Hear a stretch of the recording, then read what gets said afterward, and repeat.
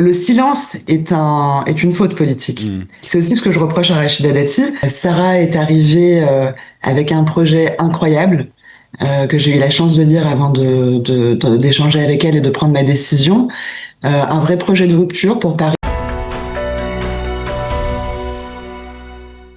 Aurélie Assouline. Bonjour Aurélie, merci d'être avec nous. Bonjour, merci. Boker Tov, merci d'être avec nous depuis Paris. Alors, vous étiez aux élections précédentes sur la liste LR du 17e arrondissement. Vous êtes adjointe au maire dans cet arrondissement et vous avez décidé de rejoindre Sarah Knafo. Expliquez-nous ce choix, Aurélie. Oui, alors effectivement, je suis élue LR, je tiens à rester LR et nous verrons comment le parti réagira. Il y a en France de nombreuses listes qui sont déjà dans l'union des droites entre LR et Reconquête. Sarah est arrivée avec un projet incroyable que j'ai eu la chance de lire avant d'échanger avec elle et de prendre ma décision.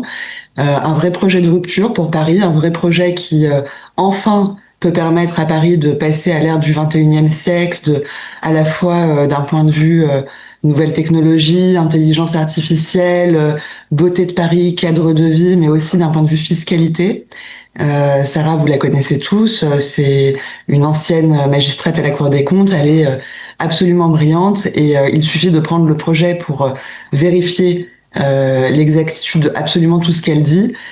Son projet permet effectivement de rendre l'argent aux Parisiens. Ça, c'est déjà un premier point, ce qui est le point principal d'ailleurs, puisque quand on veut être élu, on veut porter des projets qui vont à la fois avec nos convictions, mais à la fois dans le bon sens pour les habitants, et ceux qui nous font confiance et qui payent des impôts locaux pour pouvoir permettre le fonctionnement de tous ces programmes. Et de l'autre côté, mon parti a effectivement investi Rachida Dati, que je connais bien, que je respecte en tant que personne, ce n'est absolument pas le sujet, mais qui malheureusement, pour plusieurs raisons, est à mon sens une insulte à la fois auprès des électeurs, mais aussi des militants et des élus locaux, les Républicains qui lui font confiance, et qui lui ont fait confiance en tout cas en 2020. Vous savez, elle s'est présentée en 2020 à la mairie de Paris. J'étais dans son équipe de campagne, dans les plus proches. Elle m'avait demandé d'organiser des after-work thématiques tous les vendredis soirs. Nous avons reçu donc tous les vendredis soirs par thématique différents professionnels, différentes associations, présidents d'associations. Nous avons effectué des notes avec mon collègue David Alphand. Et à quelques semaines du scrutin, 3 semaines ou 4 semaines de mémoire, le projet n'existait toujours pas.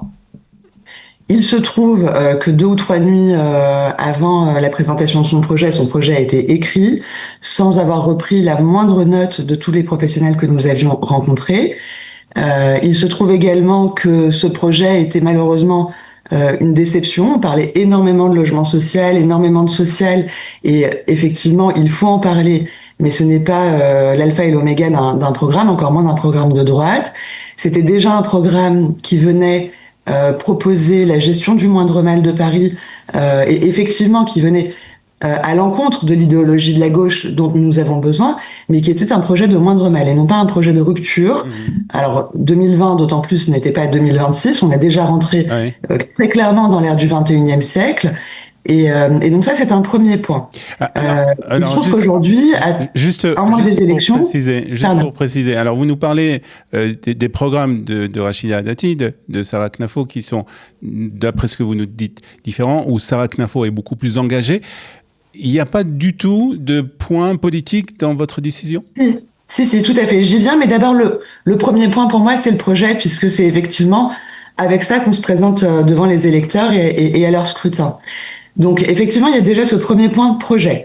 Aujourd'hui, nous sommes le 9 février, je dis pas de bêtises, le 10 février, et nous n'avons toujours pas vu le projet de Rachida Dati. Alors, je sais que beaucoup d'entre nous sont habitués à faire campagne sur quelques tracts et quelques marqueurs de droite, mais travailler sur un projet, je crois qu'aujourd'hui, ça devient amplement nécessaire.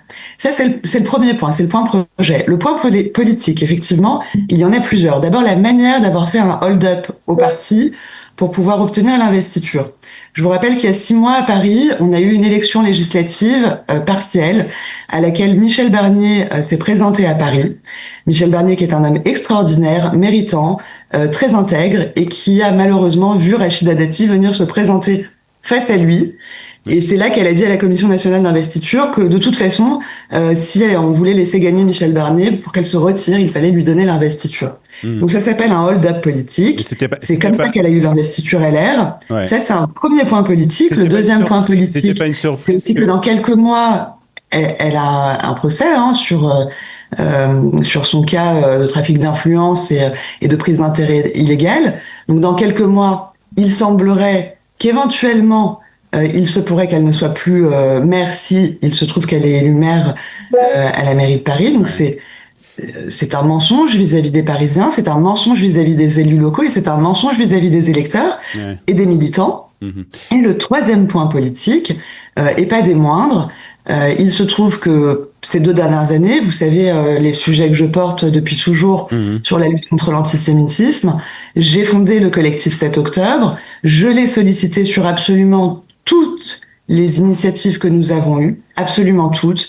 Elle n'a absolument jamais répondu. Elle n'a jamais répondu présente. Elle n'est jamais venue aux événements pour les otages. Elle a effectivement fait les événements institutionnels comme l'hommage national de son patron ou la manifestation contre l'antisémitisme, évidemment. Mais absolument aucun événement d'aucune association. On l'a vu répondre présente. Et ce qui m'a le plus marqué, c'est que lorsque j'ai demandé aux 35 000 mairies, aux 35 000 communes de France d'allumer les mairies en orange pour les bibasses, elle a refusé d'allumer la mairie du 7e en orange. Et vous pouvez retrouver les vidéos du collectif 7 octobre qui montrent toutes les mairies qui l'ont fait. En dernière minute, vous n'y trouverez pas la mairie du 7e. Alors, voilà. Ça c'est concernant donc votre décision, disons, de ne pas vous rattacher à Rachida Dati, mais la décision de vous choisir Sarah Knafo, alors vous nous l'avez expliqué, mais est-ce que vous n'avez pas peur quelque part aussi que cette décision, on va dire, déçoive une partie de votre électorat ? Alors écoutez, très sincèrement, depuis 2 jours que ça a été annoncé, je n'ai que des commentaires et des messages positifs. Beaucoup d'élus LR qui m'ont appelé pour me féliciter de mon courage et qui me disent qu'ils espèrent que le parti sera assez intelligent pour comprendre qu'on ne peut plus, à un moment donné, on ne peut plus faire l'économie de cette union des droites dont nous avons besoin. Vous savez, Sarah Knafo, c'est une jeune femme que j'ai connue à l'époque des Jeunes Pop, qui vient de l'UMP. À l'époque d'ailleurs où nous recevions également Éric Zemmour pour nourrir intellectuellement nos idéologies. À l'époque de l'UMP, nous arrivions à gagner, puisque nous étions un agrégat de différentes traditions, différents courants politiques. On avait à la fois des courants traditionnels tels que libéraux, tels que souverainistes, social-gaullistes, mais aussi des mouvements bonapartistes. On avait aussi un mouvement chrétien-démocrate. On était un agrégat de plusieurs courants de droite. Ouais. On débattait entre nous avec un socle commun et on débattait et ça nous permettait de nous enrichir et de gagner parce qu'on rassemblait large. Aujourd'hui, on s'est rétréci, voire pire, on se macronise. Madame Dati est aujourd'hui dans le gouvernement d'Emmanuel Macron. Excusez-moi, mais moi, le projet et la ligne idéologique d'Emmanuel Macron, je la comprends toujours pas. Ouais. Donc, je sais que c'est un choix qui m'expose. Je sais que c'est un choix qui est un choix qui fait swinger un petit peu. Effectivement, il aurait été beaucoup plus confortable pour moi de quitter LR et de rejoindre complètement le parti de Sarah, mais je ne me reconnais pas entièrement dans le parti de Sarah. Les partis, vous savez, les partis politiques, ce ne sont pas des sectes. On n'est pas d'accord avec tout ce qui se dit autour de nous. Que ce soit chez Reconquête pour Sarah, j'imagine que c'est pareil, que ce soit pour moi dans mon parti aux Républicains, je suis pas d'accord avec tout ce qui se dit tout le temps, mais on porte des socles communs. Et aujourd'hui, on continuera avec Sarah à débattre, à nous enrichir de nos différences s'il y en a. Pour l'instant, sur les sujets qui nous concernent à Paris, il y en a très peu. Donc justement, concernant les sujets, on a beaucoup entendu Sarah Knafo sur ce qu'elle veut faire à Paris, comment elle veut transformer Paris, que Paris devienne vraiment un lieu de joie et de bonheur pour les Parisiens. On l'a pas entendu, par contre, du moins en tout cas d'ici, sur les problèmes de sécurité, problèmes d'antisémitisme. Hein. Comme vous l'avez expliqué, vous avez créé le comité du 7 octobre. Le collectif 7 octobre. Le collectif, pardon, du 7 octobre. Qu'est-ce que Sarah Knafo a à dire sur ces problèmes de sécurité et d'antisémitisme? Vous savez, Sarah, elle est très impliquée sur les sujets de l'antisémitisme. Il faut savoir que beaucoup ont travaillé dans l'ombre, y compris avec moi. Elle a été très très présente ces 2 dernières années. Elle a répondu présente à toutes les demandes que j'ai faites quand on avait besoin d'un média qu'on ne connaissait pas ou quand on a eu besoin d'informations. Elle me donnait absolument tous les besoins dont nous avions. Sarah m'a justement choisi parce qu'elle veut lutter contre l'antisémitisme. C'est aussi pour ça qu'on a beaucoup échangé. Je pense que pour lutter contre l'antisémitisme, il faut déjà appliquer la loi avec zéro tolérance, tolérance zéro. Il faut nommer les choses. Le silence est une faute politique. C'est aussi ce que je reproche à Rachida Dati. Le silence est une faute politique. Alors je ne dis pas que Rachida Dati ne veut pas lutter contre l'antisémitisme, mais c'est une responsable politique et nous devons nommer les choses, être présents comme nous sommes aujourd'hui présents auprès des Iraniens. C'est important de pouvoir nommer les choses. Il faut absolument, donc vous m'avez parlé de la sécurité, mettre plus de sécurité à Paris. Vous savez, il y a beaucoup de choses qui ne se sont pas dites parce que tout le monde ne dépose pas plainte. Ouais. Et ces 2 dernières années, en tant qu'élue, en tant que présidente du collectif 7 octobre, j'ai eu énormément de signalements d'actes antisémites sur lesquels les personnes ne vont pas nécessairement déposer plainte. Par exemple, une dame qui a appelé plusieurs fois la police parce que son voisin venait mettre des coups de couteau sur sa porte en l'insultant de sale juive. Mais tant qu'il n'y a pas de passage à l'acte ou de preuve de ça, malheureusement, l'État de droit ne peut pas aller interpeller cet individu. Très bien. Donc, pour ça, il faut une tolérance zéro, beaucoup plus de vidéoprotection, beaucoup plus de police municipale, armer la police municipale, donner les moyens à la police. Alors, on n'a pas de moyens à Paris sur la police nationale, mais au moins sur la police municipale. Pour terminer, et ça, c'est vraiment primordial. Question, parce qu'on doit terminer très rapidement. En 2024, vous avez été candidate à l'élection des Français à l'étranger pour être députée. Donc, est-ce que cela veut dire que vous ne seriez pas candidate aux prochaines élections ? On ne peut pas insulter l'avenir, je n'en sais rien. J'aime bien ces questions, ça commence. Non, mais ce qui est important à savoir, c'est que cette élection, elle a été un révélateur pour moi. Oui. Et vous savez, j'ai fait aussi bien Israël que l'Italie, Chypre, la Grèce. C'était une expérience formidable qui m'a permis de voir la France et Paris depuis l'extérieur. Ça a révélé la manière dont était perçu notre pays de l'extérieur. Et je vais vous dire, j'ai été agréablement surprise par le fait qu'on rayonnait encore à travers les écoles françaises.